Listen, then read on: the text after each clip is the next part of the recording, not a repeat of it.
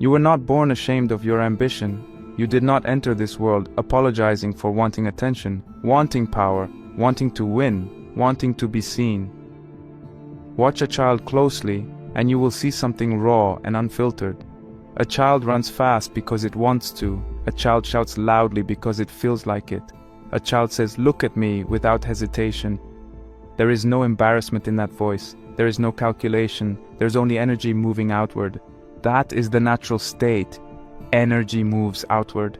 Desire moves outward. Instinct moves outward. Now imagine early human beings long before modern comfort, long before social media, long before polite society.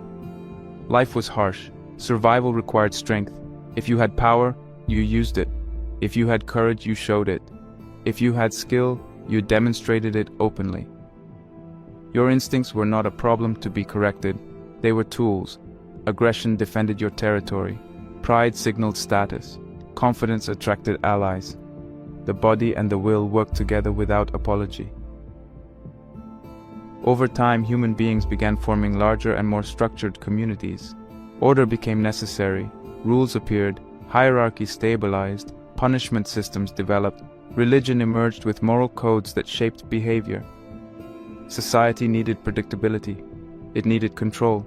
When communities grow large, unrestrained instinct becomes dangerous. You cannot have thousands of people acting on every impulse, so instincts had to be managed. This is where Nietzsche becomes extremely sharp. In On the Genealogy of Morals, he writes, "All instincts that do not discharge themselves outwardly turn inward. This is what I call the internalization of man." Instinct does not disappear. It does not evaporate. It does not die because society tells it to behave. It remains alive. But when it cannot express itself outwardly, it changes direction. It turns inward. Imagine a river that once flowed freely through open land. Now imagine building walls around it. The water does not stop existing. It builds pressure. It changes course. It digs into the earth. It creates underground currents. Human instinct works the same way. Aggression that once defended territory now becomes self-criticism. Pride that once declared strength now becomes guilt. Ambition that once sought conquest now becomes anxiety. Intensity that once commanded attention becomes embarrassment. Energy has nowhere to go outwardly, so it begins attacking the self. Nietzsche calls this transformation bad conscience. He writes, "Bad conscience is an illness." This is a strong statement. An illness, not a virtue, not a sign of moral superiority. An illness. He saw bad conscience as the psychological cost of civilization. When human beings were forced to restrain their natural drives, those drives turned against the individual. The warrior became self-judging. The powerful animal became self-suspicious. Think about your own life. When you feel a surge of ambition, what happens immediately after? Often there is a quiet voice that says, "Who do you think you are?" When you imagine becoming more successful than your peers, something inside tightens. When you speak confidently about your goals, you might later replay the conversation in your head and feel uncomfortable. That discomfort is not random. It is not mystical. It is internalized instinct colliding with inherited morality. At some point in history, pride became labeled as sin. Religious traditions spoke of humility as a supreme virtue. Obedience was praised, submission was praised, suffering quietly was praised. The strong were warned, the bold were watched, the intense were softened. Gradually, the cultural atmosphere shifted. Strength had to justify itself, ambition had to explain itself, confidence had to apologize for itself. In that atmosphere, shame becomes a powerful tool. Shame is different from guilt. Guilt says, "I did something wrong." Shame says, "There is something wrong with me." Shame attacks identity. It tells you that your very drive is dangerous. Your hunger for more becomes suspicious. Your desire to dominate your field becomes morally questionable. Your refusal to settle becomes selfish. Over generations, this attitude becomes normal. Children grow up hearing subtle messages: do not show off, do not brag, do not outshine, do not be too much, do not want too much, blend in, be modest, be safe, do not disrupt harmony. You internalize these signals before you even understand them. In The Gay Science, Nietzsche writes, "Morality is the herd instinct in the individual." This sentence is brutal in its clarity. Morality in this sense is not an objective voice from heaven, it is the herd speaking inside you. It is the group's survival instinct planted into your nervous system. The herd values cohesion. It values stability. It fears individuals who move too far ahead because rapid movement threatens balance. When the herd instinct lives inside you, it watches your own ambition with suspicion. You become your own censor. You feel embarrassed for wanting to stand out. You downplay your achievements. You hesitate before speaking boldly. You correct your own posture before anyone else has the chance. This is how shame operates. It becomes automatic. Notice how quickly shame appears in modern life. Someone starts a business and succeeds quickly. The comments appear, "You've changed. Stay humble. Don't forget where you came from." A person posts confidently about their progress. Others interpret it as arrogance. A man becomes physically strong and disciplined. Some accuse him of ego. A woman becomes highly competent and decisive. She is labeled intimidating. These reactions reinforce internal hesitation. Over time, you learn to self-limit before the world has to limit you. Nietzsche believed that this internalization created a deeply divided human being. Part of you still wants to expand, conquer, create, and dominate your craft. Another part whispers caution, warning you about social punishment. The conflict produces anxiety, it produces hesitation, it produces shame. And here is the key: shame feels moral. It feels like wisdom. It feels like maturity. But often it is simply suppressed instinct. You might think your discomfort is humility. You might think your self-doubt is virtue. You might think your hesitation is ethical depth. Sometimes it is simply the herd instinct keeping you manageable. Consider how ambition is framed today. When someone says they want to be extraordinary, people often respond with subtle discomfort. The socially acceptable goal is balance, moderation, and quiet success.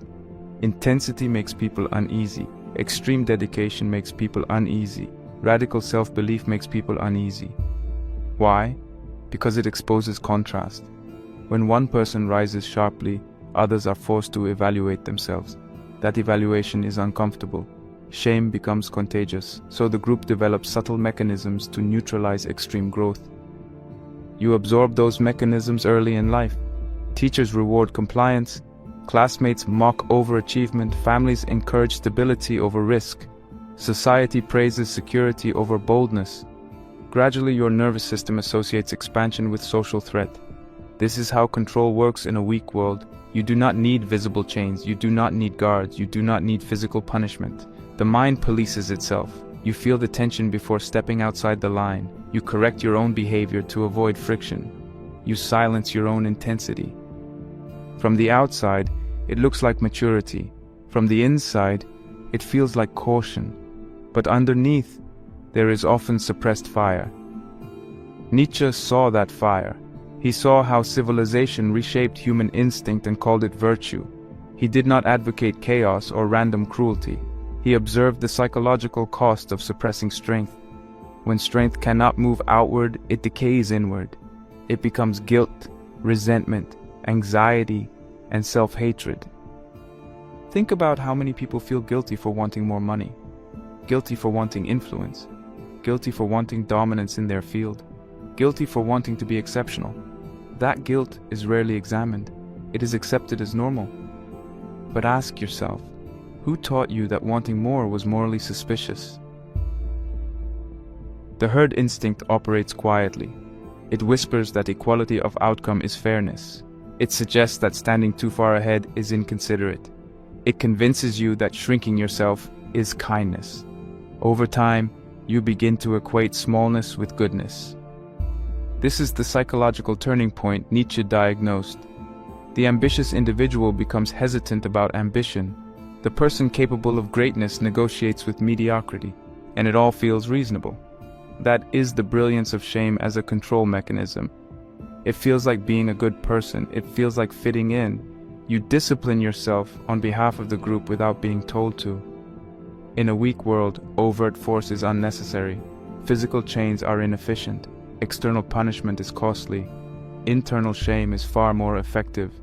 When the herd lives inside you, it does the policing for free. This is the realization that begins the transformation. You were not born ashamed of your ambition. You were shaped, conditioned, socialized, civilized. Your instincts were redirected. Your fire was softened. Your intensity was reframed. Control in a weak world does not require chains, it requires shame.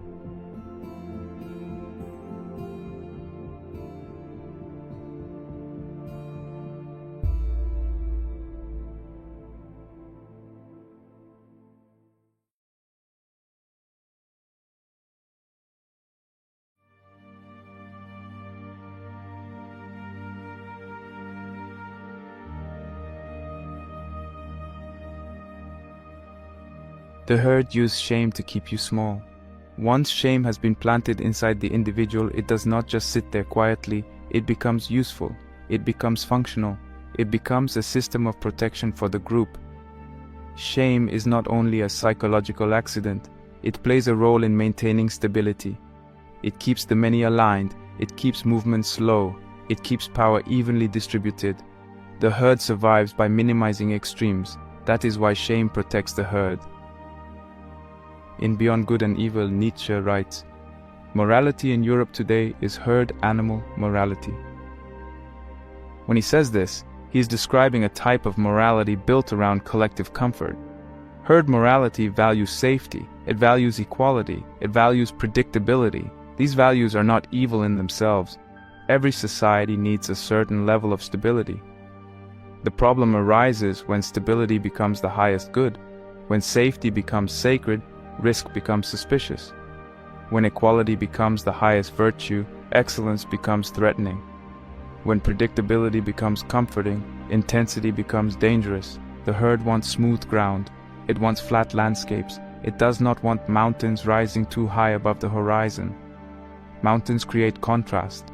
They create shadow. They create hierarchy. A flat field is easier to manage. Herd morality distrusts intensity because intensity disrupts rhythm. It distrusts ambition because ambition moves too fast. It distrusts dominance because dominance creates asymmetry. It distrusts radical independence because independence weakens collective influence. When someone operates from their own inner compass instead of shared approval, the herd loses leverage. This is why shame becomes a social instrument. When you are young and you try too hard in school, classmates might mock you. When you train harder than others, you might be teased. When you speak confidently about your plans, you might notice subtle eye rolls. These reactions are not coordinated in a meeting room somewhere. They emerge naturally from herd psychology. The group senses deviation and reacts to correct it. The correction rarely looks violent. It looks like humor. It looks like sarcasm. It looks like gentle warnings. Don't get ahead of yourself. Stay humble. You're doing too much. These phrases carry weight. They teach you to self-regulate before you threaten equilibrium. Nietzsche contrasts the herd with what he calls the noble type. In On the Genealogy of Morals, he writes, "The noble type of man experiences itself as determining values. It does not need approval." This sentence marks a deep psychological divide. The noble type does not look outward to decide what is good. He does not wait for applause before feeling worthy. He does not scan faces for permission. He defines value internally. His sense of worth flows from his own standards. His goals are self-authored. His discipline is self-imposed. His direction is self-chosen. The herd operates differently. The herd seeks approval. It scans constantly. It reads the room. It adjusts tone, posture, and ambition based on social feedback. The herd experiences morality as something shared. It wants reassurance that it belongs. When a person shifts from approval-seeking to self-determining, tension arises. That tension is not always dramatic, it can be subtle. You start speaking differently. You make decisions without explaining them in advance.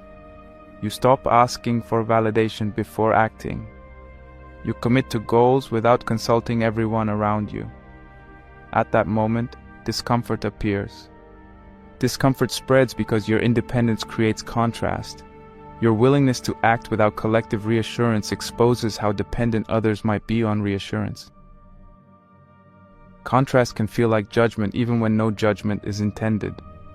Your growth forces reflection in those who are not growing at the same pace. Reflection is uncomfortable. In Beyond Good and Evil, Nietzsche writes, "The higher we soar, the smaller we appear to those who cannot fly." This image explains a common social experience. As you elevate your standards, some people begin to interpret your growth as distance. As you become more focused, some people interpret it as coldness. As you become more confident, some interpret it as arrogance. You might simply be building discipline. They experience it as rejection. When you reduce distractions and narrow your circle, someone may call you antisocial. When you protect your time, someone may call you selfish. When you refuse to participate in certain habits, someone may say you think you are better than them. These labels often say more about the observer than about you. Growth triggers resentment because it highlights difference. Resentment is uncomfortable energy. It looks for an outlet. Shame becomes that outlet. Instead of saying, "I feel left behind," it is easier to say, "You've changed." Instead of admitting insecurity, it is easier to accuse someone of ego. This process is rarely conscious. Most people do not wake up planning to suppress others. Herd behavior is instinctive. It evolved to maintain cohesion. When one member moves too far from the center, the group pulls. That pull can feel like concern. It can feel like love. It can feel like advice. Underneath, it often serves the function of stabilization. Consider how quickly society praises moderation. The person who trains 5 days a week is seen as balanced. The person who trains twice a day for years is seen as obsessive. The person who works a stable job is responsible. The person who builds relentlessly is seen as extreme. The person who speaks politely is kind. The person who speaks with intense conviction is seen as aggressive. Intensity disrupts collective comfort. Comfort protects the herd. Shame keeps intensity in check.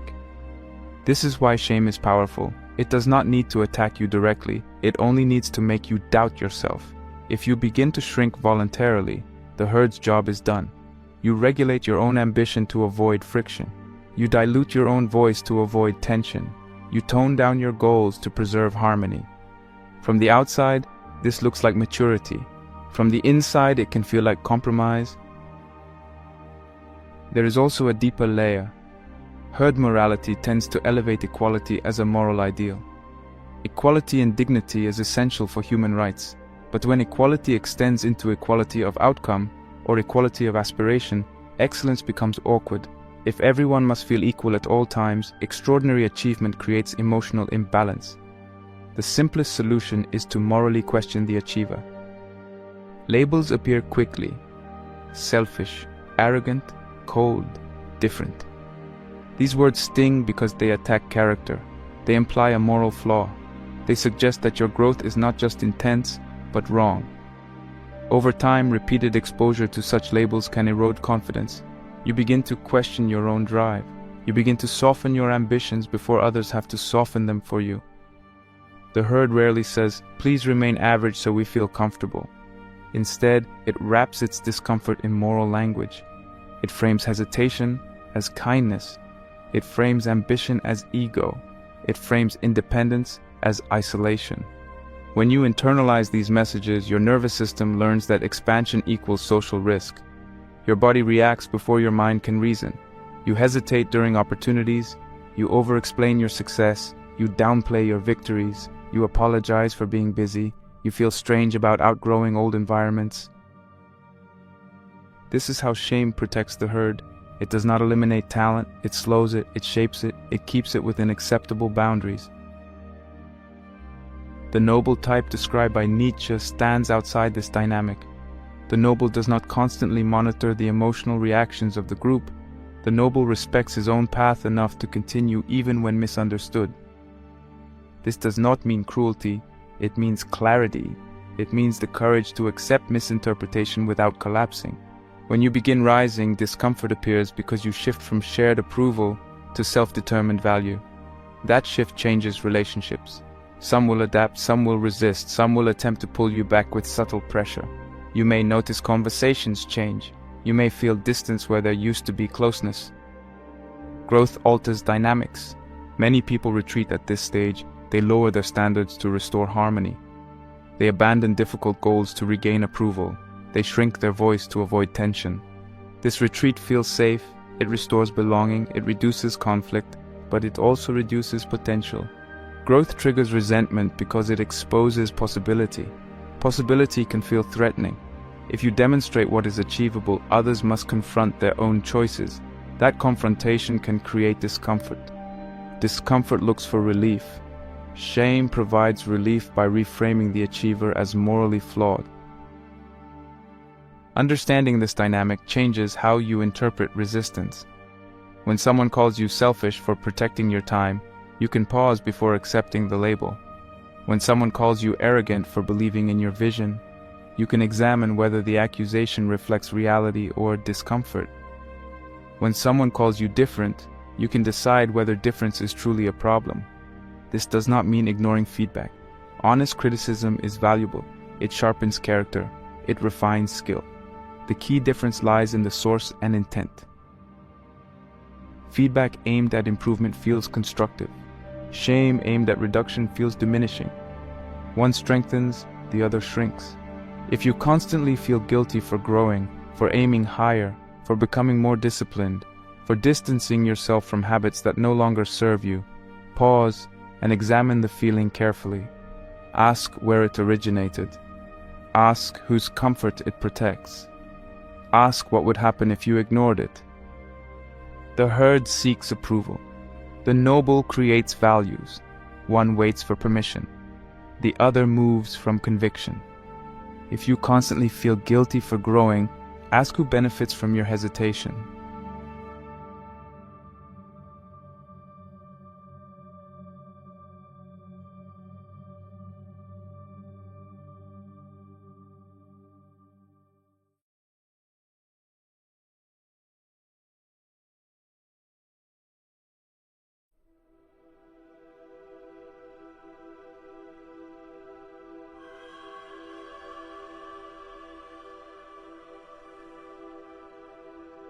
At some point, awareness is no longer enough. You can understand shame intellectually. You can recognize herd morality. You can see how approval shapes behavior, but none of that changes your life until you act differently. There comes a moment when insight must become decision. That decision is simple and terrifying at the same time. You stop asking permission. Most people never realize how often they seek silent approval. They test their dreams in conversation before committing to them. They soften their language so others will not feel threatened. They adjust their ambition depending on who is listening. They negotiate their own potential in public before fully owning it in private. Permission becomes invisible but constant. It shapes tone, posture, timing, even goals. To become great, that pattern has to end. In Thus Spoke Zarathustra, Nietzsche writes, "You must be ready to burn yourself in your own flame. How could you rise anew if you have not first become ashes?" This is not poetic decoration. It is a psychological demand. Burning means letting parts of yourself die. Rising means building something stronger from what remains. The ashes are the remains of who you used to be.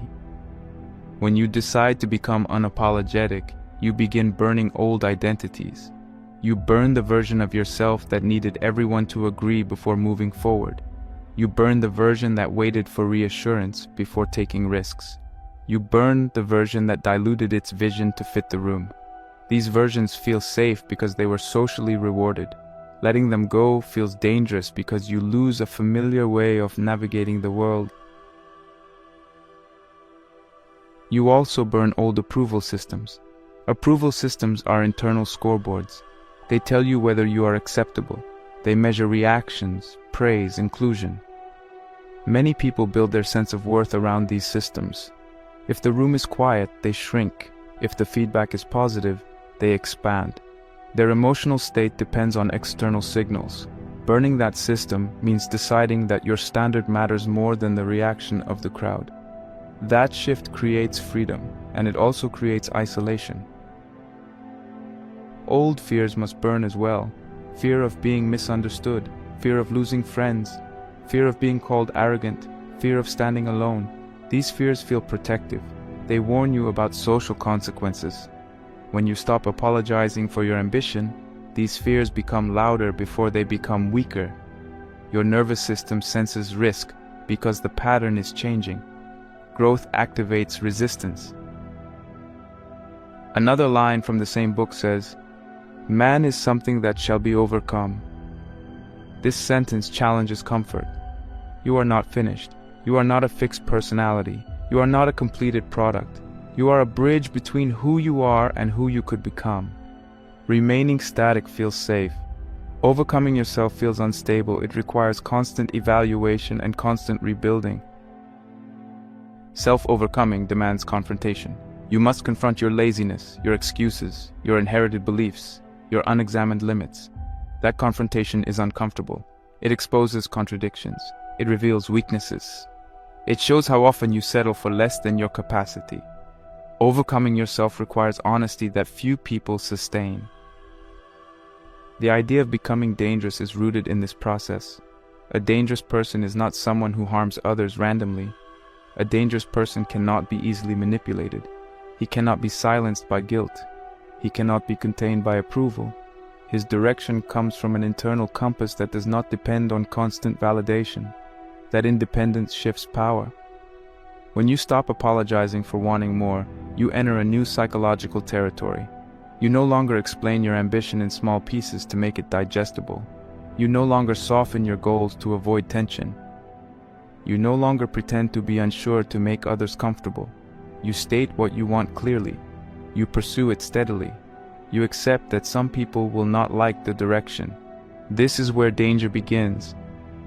Danger does not mean recklessness. It means you cannot be steered through shame.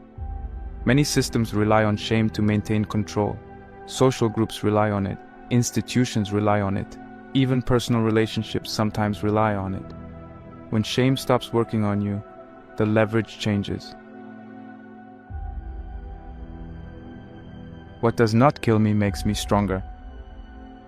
This line is often repeated casually, but its meaning is heavy. Strength grows through resistance. When you face criticism and continue, when you face misunderstanding and continue, when you face rejection and continue. Each experience builds resilience. The nervous system adapts. The emotional intensity decreases over time. What once felt unbearable becomes manageable. What once triggered retreat now triggers resolve. The first time you stand firm in your ambition without softening it, your body may react strongly. You might feel tension in your chest. You might replay conversations later. You might question yourself at night. That is the old approval system reacting to change. If you continue anyway, the reaction weakens. The fire burns through hesitation. Becoming unapologetic does not mean becoming cruel or dismissive. It means you no longer treat your ambition as a moral flaw. You no longer lower your voice when speaking about your goals. You no longer justify your discipline to those who lack it. You move with clarity instead of apology. This shift changes posture. It changes tone. It changes decisions. You choose harder paths without broadcasting your internal doubts. You invest time in long-term growth even when immediate applause is absent. You tolerate silence where you once required praise. Your identity becomes less dependent on reaction. Transformation requires destruction because old structures cannot carry new weight. If you try to grow while maintaining every old approval system, you create internal conflict. Part of you pulls forward while another part pulls back. The tension exhausts you. Burning removes that friction. It simplifies direction. You burn the identity built around being liked by everyone. You burn the identity that avoided confrontation. You burn the identity that stayed average to avoid risk. What remains is raw and focused. It may feel unfamiliar. It may feel exposed. It is closer to your potential. As you move through this process, you realize something important. Many of the limits you once believed were external were internal. You feared judgment before judgment even arrived. You restrained yourself before anyone demanded restraint. You pre-corrected your ambition to prevent criticism that might never have come. The prison existed in anticipation. When you step into danger, you remove that anticipation. You act first, you let reaction come later, you focus on execution instead of emotional forecasting. That change increases speed, it increases power, it increases momentum. There will be friction. Friction is part of growth. When you challenge norms, you create waves. Some people will test you, some will question your motives, some will attempt to reintroduce shame. The difference now is that shame has less grip. You recognize it, you examine it, you decide whether it deserves influence. Over time, your confidence becomes less dramatic and more stable. It is no longer loud, it is steady. You know what you are building, you know why you are building it. You no longer need constant reassurance to continue. That steadiness is threatening to systems built on emotional compliance. Dangerous individuals are difficult to predict because they do not follow crowd patterns. They do not retreat when lightly criticized. They do not change direction to avoid discomfort. They operate from conviction rather than reaction.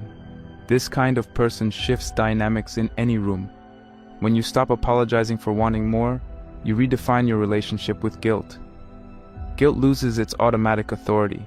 You evaluate it instead of obeying it. You ask whether the feeling reflects wrongdoing or inherited conditioning. You differentiate between harming others and merely surpassing them. That clarity frees energy. Energy once used to manage impressions becomes available for creation. You think more clearly, you act more decisively, you recover more quickly from setbacks, you become harder to discourage. That is strength. Becoming dangerous requires courage because it removes excuses. When you no longer blame society for holding you back, you must face your own effort. When you no longer shrink due to shame, your results depend more directly on your actions. That responsibility feels heavy. It also feels clean. You are not finished, you are a bridge. Each stage of growth reveals another layer to overcome. The process never fully ends. You continue burning outdated identities. You continue refining standards. You continue expanding capacity. The ashes accumulate behind you as proof of evolution. The moment you stop apologizing for wanting more, you step into danger. And danger means you cannot be controlled by guilt.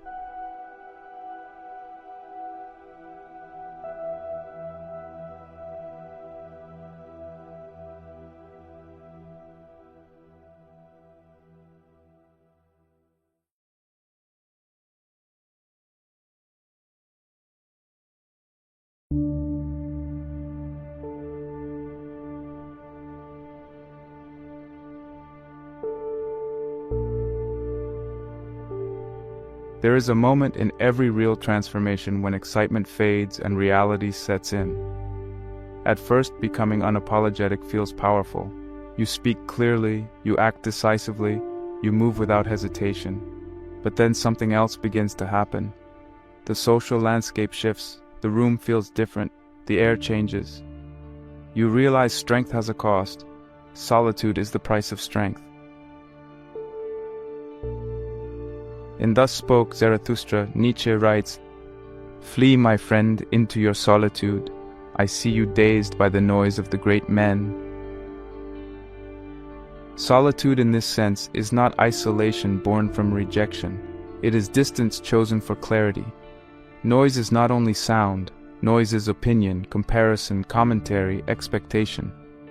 Noise is the constant pressure to adjust yourself according to what others think. When you grow, that noise becomes louder. Advice increases, warnings increase, judgments increase. You can either absorb it all and become confused, or you can step back and create space. Growth requires distance from noise because clarity demands silence. When everyone is speaking at once, your inner voice becomes faint. When everyone has an opinion about your direction, you begin second-guessing. Solitude restores alignment. It allows you to hear yourself without interruption. It sharpens your vision. When you stop shrinking, some relationships begin to fade.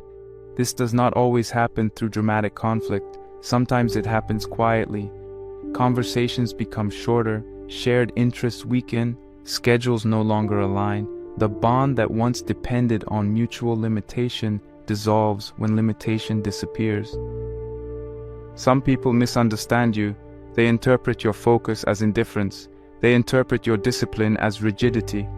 They interpret your silence as superiority. You may not have changed your core values, but your energy has shifted. You are no longer available for the same patterns. That change creates friction. Some will resent you. Resentment is subtle. It rarely announces itself openly. It hides behind sarcasm, distance, or backhanded compliments.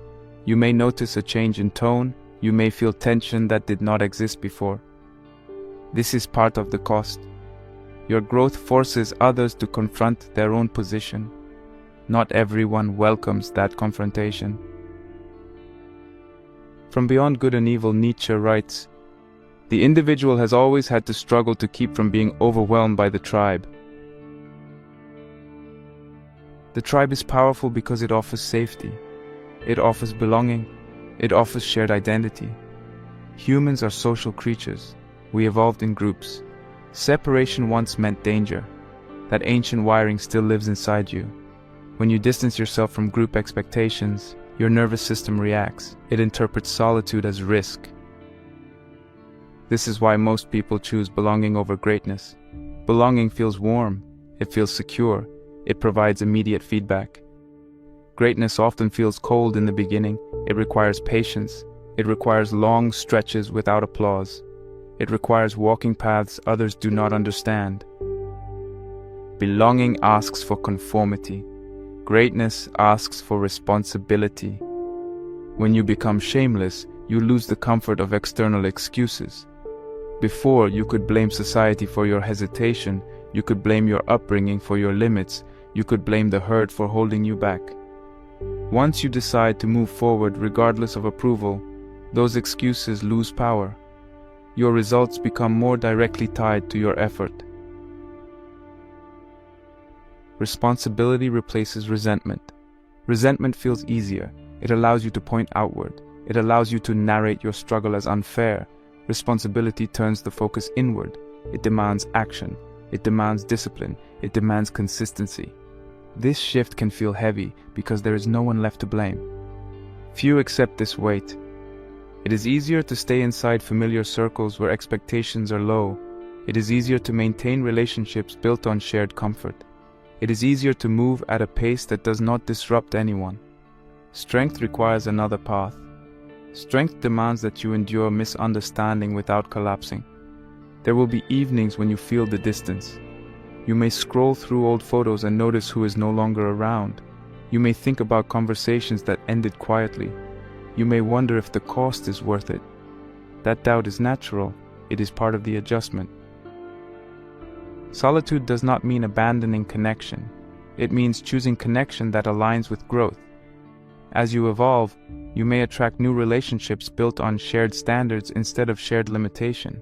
These connections feel different. They are less dependent on constant reassurance. They are built around mutual respect. Still, there will be phases where the path feels empty. During those phases, you learn something critical. You learn to be comfortable with yourself. You learn to validate your own direction. You learn to sit with uncertainty without rushing back to noise for comfort. This stage separates those who experiment with growth from those who commit to it. Experimentation feels exciting. Commitment feels steady and sometimes lonely.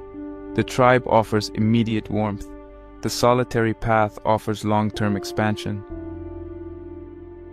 Becoming shameless also changes how you see your past. You can no longer use it as a shield. Trauma, disadvantage, and hardship are real. They shape behavior. They influence choices. At some point, continuing to build identity around them limits movement. Strength requires integration. You acknowledge the past, learn from it, and move forward without letting it define your ceiling. You cannot blame society. Society will always have limitations. You cannot blame the herd. The herd will always protect itself. You cannot blame your past indefinitely. Responsibility means using your circumstances as raw material rather than permanent barriers. This mindset feels sharp. It leaves little room for self-pity. It removes the comfort of victimhood. It demands daily effort. That demand is why few accept it. When you look at individuals who have built something extraordinary, you will often find long periods of solitude behind the visible success. Long hours of work without recognition. Long stretches of doubt handled privately. Long seasons of moving forward without group validation. Strength grows in these quiet spaces. Solitude also clarifies priorities. When noise decreases, distractions lose power. You see more clearly what matters.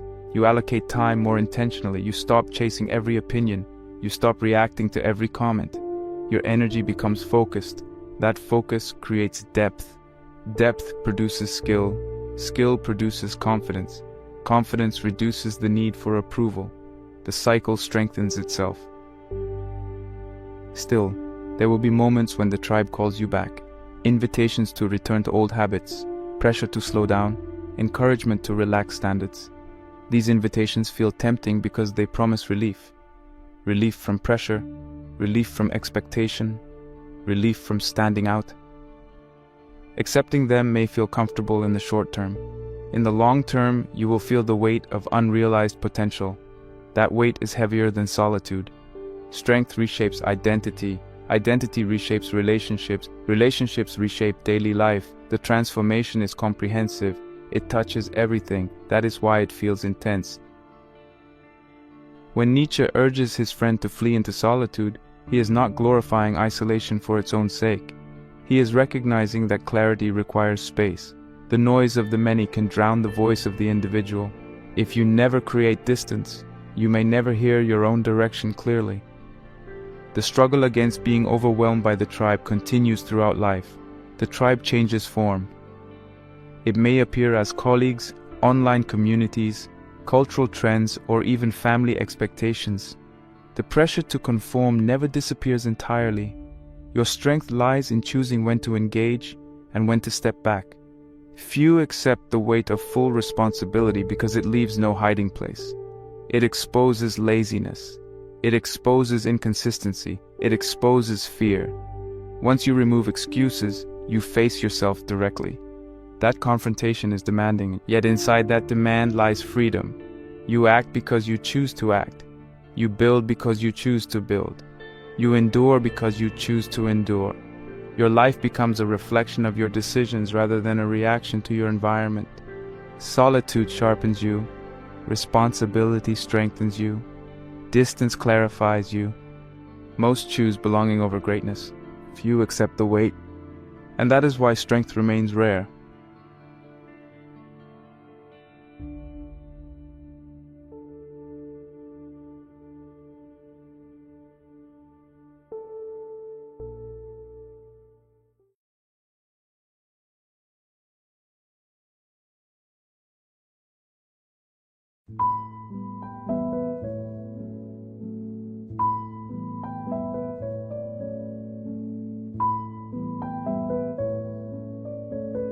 There is a final stage in this journey that feels quieter than the earlier ones. It is less dramatic than burning your old identity. It is less intense than walking away from the tribe. It is deeper. It is steadier. It is internal. This is where shamelessness matures. Shamelessness at the beginning feels like defiance. You push back. You stop apologizing. You feel the tension of resistance. But if you stay there, you are still reacting. You are still defined by what you are pushing against. The final stage moves beyond reaction. Shamelessness is not rebellion, it is self-reverence. In Beyond Good and Evil, Nietzsche writes, "The noble soul has reverence for itself." Reverence is a powerful word. It implies respect, care, seriousness. A noble soul treats itself as something worthy. It does not drag itself through humiliation. It does not beg for validation. It does not betray its own standards to avoid discomfort. It holds itself upright. Self-reverence is different from arrogance. Arrogance depends on comparison. It needs someone beneath it to feel elevated. Self-reverence stands alone. It does not require an audience. It does not require applause. It does not require agreement. It is rooted in an internal code. When you reach this stage, you no longer measure yourself by praise. Praise becomes pleasant but unnecessary. You appreciate it when it comes, but your direction does not depend on it.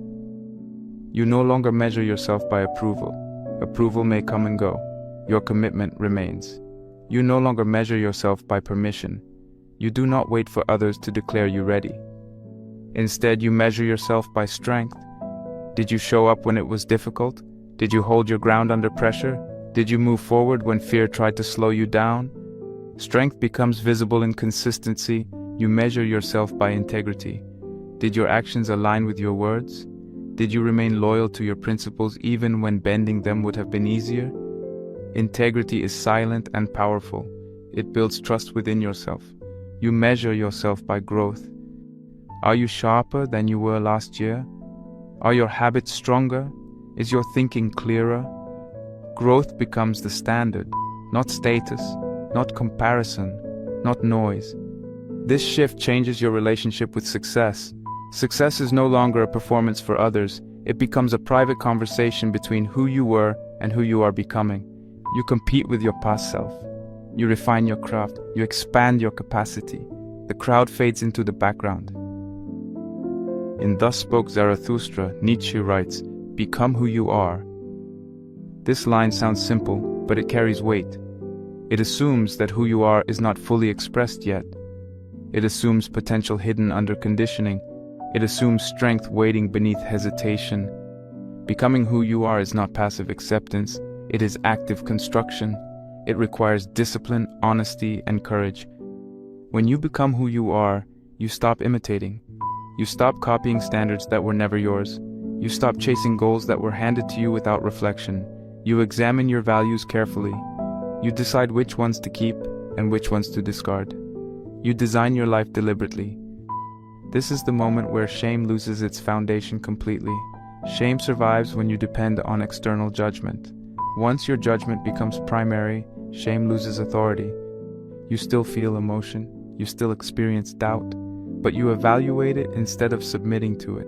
Creating your own standard does not mean ignoring all tradition. It means testing everything. It means asking whether a belief strengthens you or weakens you. It means asking whether a habit builds capacity or drains it. It means asking whether a relationship encourages growth or demands shrinking. The noble soul creates values rather than inheriting them blindly. This process requires thought. It requires reflection. It requires solitude. You must spend time with yourself long enough to understand what you truly respect. Ask yourself what kind of strength you admire. Physical strength, intellectual strength, emotional steadiness, discipline, creativity, leadership. Whatever qualities you admire most deeply can become part of your internal standard. You begin shaping yourself around those qualities deliberately. You also define boundaries. A noble soul does not allow itself to be used easily. It does not tolerate constant disrespect. It does not sacrifice long-term purpose for short-term comfort. Boundaries are not walls of hostility. They are structures of clarity. They define what you accept and what you reject. When you create your own standard, comparison weakens. Social media loses some of its grip. The success of others no longer destabilizes you. Their path is theirs. Your path is yours. You can admire without envy. You can observe without shrinking. Responsibility continues at this stage, but it feels different. It feels chosen. You wake up knowing that your day reflects your standard. If you fall short, you adjust. If you succeed, you refine. The conversation remains internal and focused. The journey now makes sense as a whole. Shame was installed, you recognized it, you resisted it, you accepted solitude, you created yourself. Each stage built on the last. Without awareness, you would still be operating from inherited guilt. Without resistance, awareness would have remained theoretical. Without solitude, your direction would have blurred under noise. Without creation, resistance would have turned into bitterness. Now you stand on ground that feels solid.